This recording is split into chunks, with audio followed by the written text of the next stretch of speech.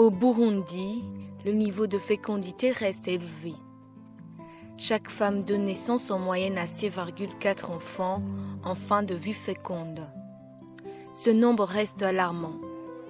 Le taux global de fécondité générale, qui mesure le nombre moyen de naissances vivantes pour 1000 femmes en âge de procréer, est de 203 pour 1000. Pour la toute première fois, les personnes vivant avec un handicap ont eu l'occasion d'être sensibilisées sur la santé de la reproduction.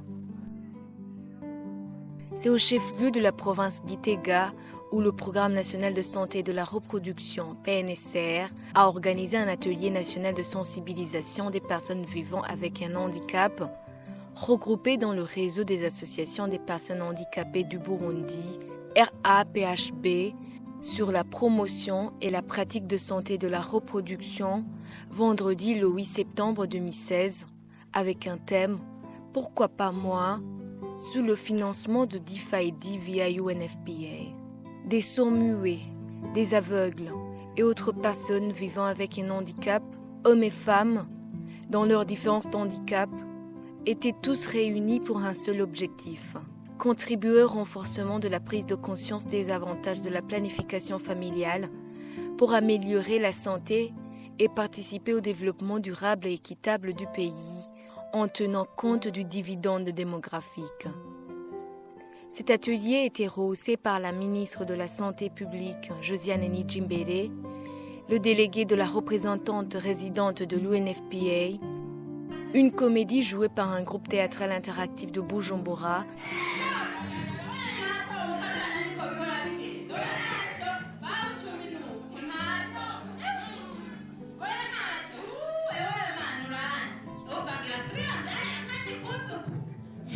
a introduit une première séance sur l'état des lieux de santé de la reproduction et l'importance de la pratique de la planification familiale donnée par le directeur du PNSR, Dr Juma Ndereye, et la seconde par Dr Yolande Magonyagi de l'UNFPA sur les méthodes de planification familiale disponibles au Burundi et leur mode d'emploi.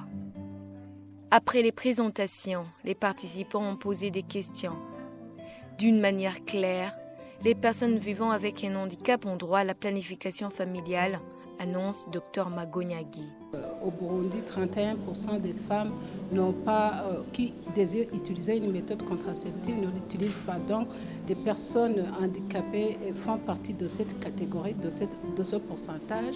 Et dans le cadre du projet financé par DFID via UNFPA, nous avons pensé que les handicapés ont les mêmes droits que les autres catégories de population pour bénéficier de l'information et des services de la planification familiale. Une femme albinos a témoigné de l'utilité des méthodes contraceptives. Elle a déjà un implant dans son bras gauche.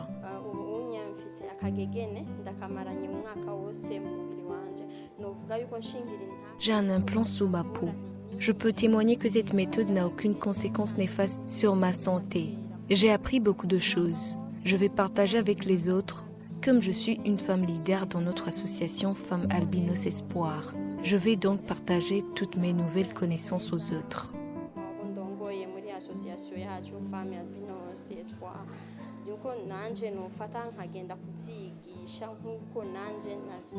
La sensibilisation sur la santé de la reproduction chez les personnes handicapées ne se limite pas sur cet atelier. Un projet de former les animateurs communautaires handicapés sera bientôt élaboré par le Programme national de santé de la reproduction PNSR sous le financement de DFID via UNFPA, surtout pour casser les rumeurs qui se disent sur la contraception moderne.